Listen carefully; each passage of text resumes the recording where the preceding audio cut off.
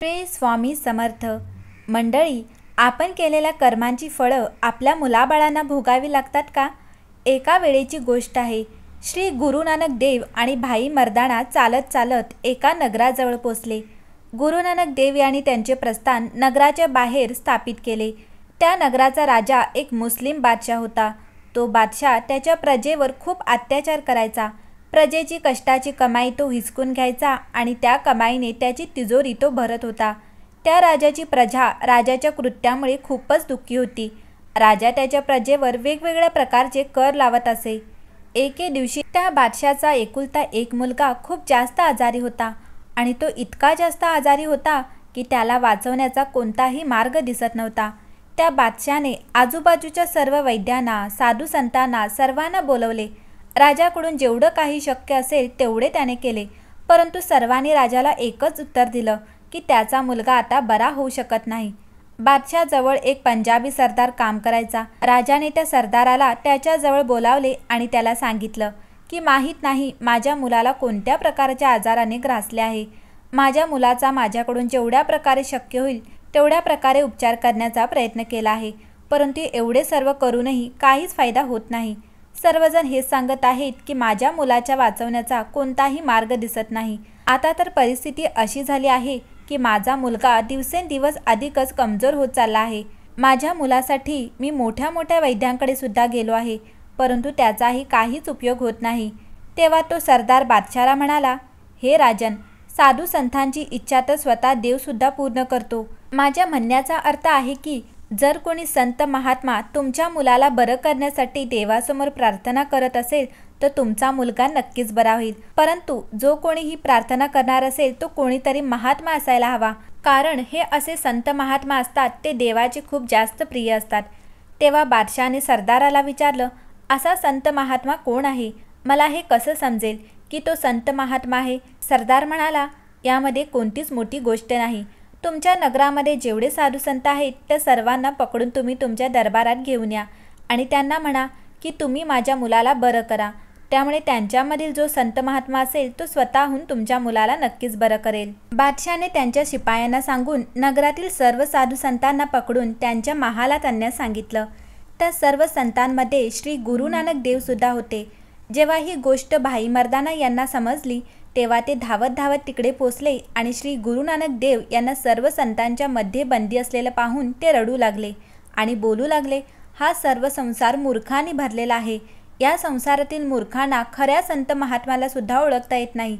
हे मूर्ख लोक खऱ्या संत महात्म्याला उगाचच त्रास देत आहेत. तेव्हा श्री गुरु नानक देव यांनी भाई मर्दाना यांना म्हटलं की तू इतका दुःखी का होत आहेस? हे सर्व जे काही होत आहे ते सर्व ईश्वराच्या मर्जीनेच होत आहे. तू चिंता करू नकोस. इतक्या तिथे बादशाह येतो.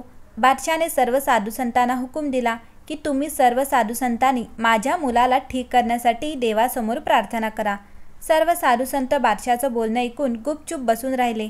परंतु श्री गुरु नानक देव म्हणाले, हे बादशाह, तू साधू संतांवर अत्याचार करून तुझ्या मुलासाठी ईश्वरासमोर प्रार्थना करण्यासाठी बोलत आहेस. हे सर्व साधू संत दुःखी मनाने तुझ्या मुलासाठी ईश्वराकडे कोणती प्रार्थना करतील? श्री गुरु नानक देव यांचे बोलणे ऐकून बादशाहला समजलं की तो एक मोठी चूक करत आहे. तेव्हा बादशाह सर्व संतांच्या समोर त्याच्या गुडघ्यावर बसला आणि म्हणू लागला, मी तुमच्यावर खूप जास्त अत्याचार केले आहेत. ही माझी सर्वात मोठी चूक आहे.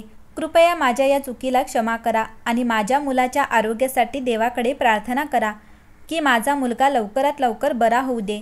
तेव्हा श्री गुरु नानक देव यांनी बादशाहचे बोलणे ऐकून त्यांना म्हटलं, बादशाह, जे काही होतं आहे तू त्याला होऊ देत, कारण ईश्वराच्या मर्जीशिवाय या दुनियेमध्ये काहीच होत नाही. झाडाचं एक पानसुद्धा देवाच्या मर्जीशिवाय हालत नाही. हे जे काही घडत आहे हे सर्व तुझ्या कर्मांच्या मुळेच घडत आहे. बादशाहने श्री गुरु नानक देव यांचे बोलणे ऐकून हात जोडून त्यांची माफी मागितली आणि म्हणाला, माझा एकच पुत्र आहे, कृपया तुम्ही याला बरे करा. संत लोकांच्या मध्ये भक्तीची इतकी ताकद असते की ते देवाने लिहिलेले सुद्धा बदलू शकतात. त्यामुळे तुम्ही माझ्यावर कृपा करा आणि माझ्या मुलाला बरं करा.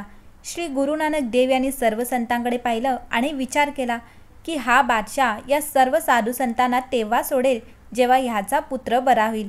मला या सर्व संतांना सोडवण्यासाठी काहीतरी करायला हवं. श्री गुरु नानक देव यांनी त्यांचे डोळे बंद केले आणि थोड्या वेळाने डोळे उघडले आणि त्यानंतर ते बादशाला म्हणाले, जर तुला तुझ्या मुलाला बरं करायचं असेल तर तुला संतांचं उष्ट जेवण जेवावं लागेल. बादशाह म्हणाला, तुम्हाला जसं वाटेल तसं करा, परंतु माझ्या मुलाला तुम्ही एकदम बरं करा. तेव्हा श्री गुरुनानक देव यांनी एक भाकरी मागवली आणि अर्धी भाकरी स्वतः खाल्ली आणि राहिलेली अर्धी भाकरी बादशाच्या मुलाला खायला दिली.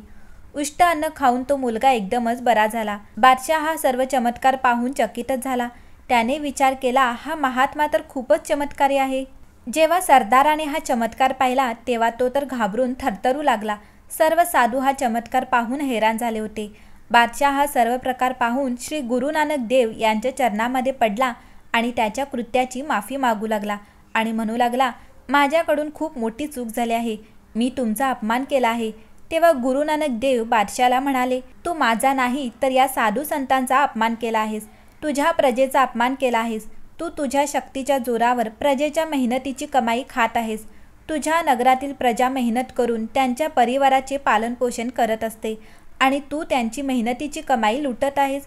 तू तुझ्या आसपास असणाऱ्या पशुपक्ष्यांना पहा, ते ईश्वरावर भरोसा ठेवून स्वतःच्या मेहनतीचं खात असतात आणि म्हणूनच ते नेहमी आनंदी आणि तंदुरुस्त असतात.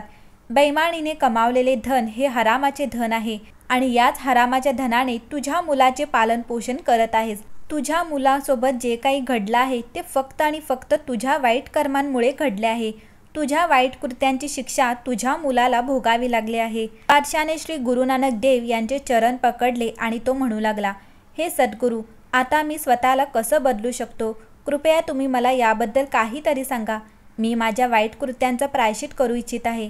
तेव्हा श्री गुरुनानक देव म्हणाले, तू मला वचन दे की आतापासून पुढे तू नेहमीच मेहनत करशील आणि मेहनतीचीच कमाई तू खाशील. दुसऱ्यांवर अत्याचार करणार नाहीस. तू दुसऱ्यांकडून जेवढं काही लुटले आहेस ते सर्व तू त्यांना परत देशील आणि सर्व जनतेची सेवा करशील. श्री गुरुनानक देव यांचे बोलणे ऐकून बादशाह म्हणाला, गुरुजी, तुमचे हे अनमोल उपदेश मी नेहमी लक्षात ठेवीन.